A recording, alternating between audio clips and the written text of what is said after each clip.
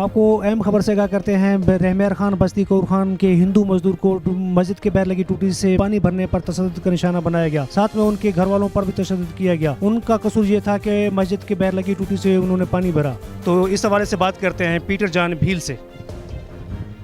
Peter जान Bhil, member अमन committee district Rahman Khan.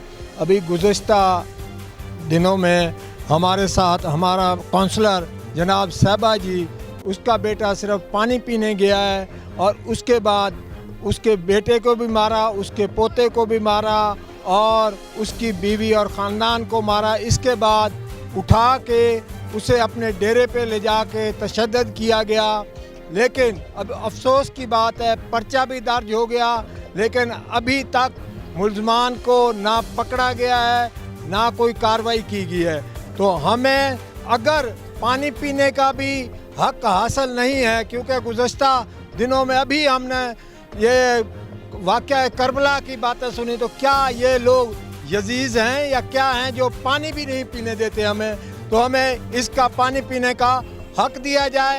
हुकूमत पाकिस्तान से हमारी गुजारिश है कि वो इन मुल्ज़मान को पकड़कर और कैफरे कर टूटी को पानी में बाहर खड़ी है टूटी, उसको पानी भरन गया।